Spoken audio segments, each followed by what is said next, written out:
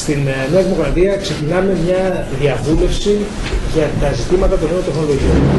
Η διαβούλευση αυτή θα συνεχιστεί και διαδικτυακά και θα πάρει αρκετό χρόνο ώστε να καταγραφούν και απόψεις των φορέων, αλλά και οι απόψεις της κοινωνίας από τις απόψεις των φορέων και βέβαια και οι απόψεις δικές μας της παράταξης και των στελεχών της παράταξης να διαμορφωθούν με έναν τρόπο που θα λαμβάνει υπόψη όσα είναι τα κρίσιμα ζητήματα σήμερα.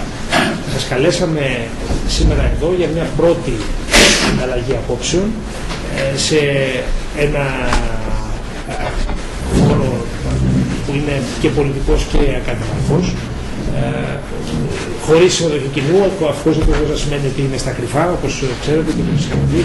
Η κάμερα που βλέπετε, διευκρινίζω, δεν είναι κάμερα κάποιου τηλεοπτικού καναλιού, είναι δική μας κάμερα για να μας διευκολύνει στη σύνταξη των απόψεων στη συνέχεια και σας λέω ότι δεν πρόκειται να χρησιμοποιηθεί οτιδήποτε χωρίς να έχει τη σύμφωνη γνώμη σας σε περαιτέρω δημοσιότητα.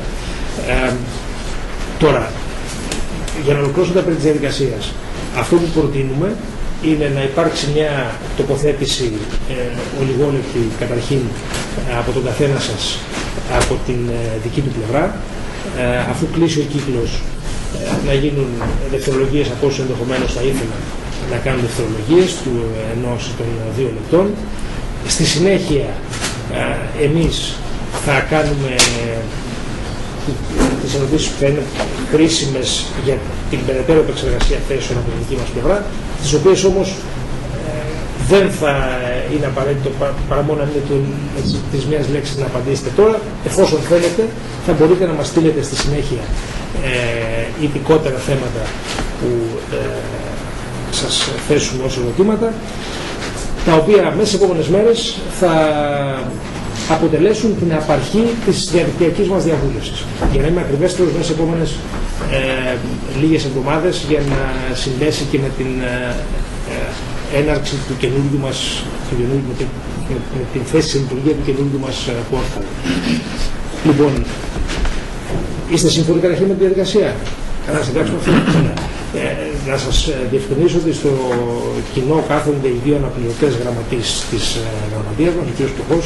Στοχός, μηχανικός, είναι μέλος του Δημοτρίου σας, η κυρία Εφημίου, η Άννα Εφημίου, δικηγόρος, και συνεργάτες γραμματείας μας που θα μας βοηθήσουν στη σύνθεση όλων των απόψεων. Λοιπόν,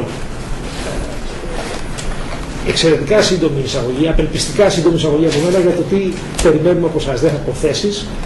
Αυτό το οποίο ελπίζουμε ότι θα μας πείτε είναι τις θέσεις σας για μια ψηφιακή στρατηγική που θα επιτρέψει στη πατρίδα μας να καλύψει το ψηφιακό χάσμα που κατά πολλούς την χωρίζει με τις ανεπτυγμένες ψηφιακά χώρες.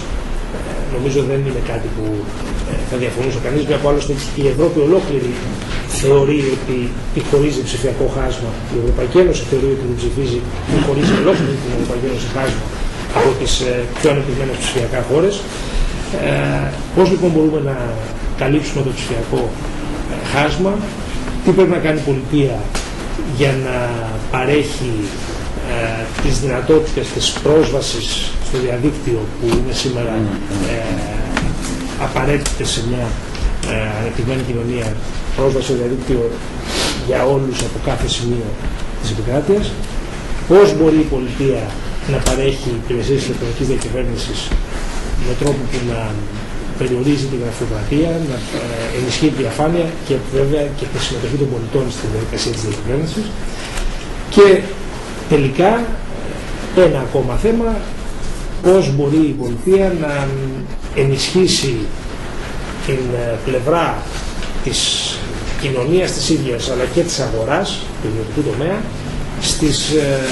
στη συμμετοχή σε αυτό που είναι σήμερα ο τομέας των τεχνολογιών πληροφορικής και επικοινωνιών, με τρόπο που η κοινωνία και η αγορά να συμβαδίζουν, να συνεργάζονται με την πολιτεία προς την κατεύθυνση της ανάπτυξης μιας κοινωνίας που θα μπορεί να αξιοποιεί όλα τα σημερινά πλεονεκτήματα του ψηφιακού κόσμου.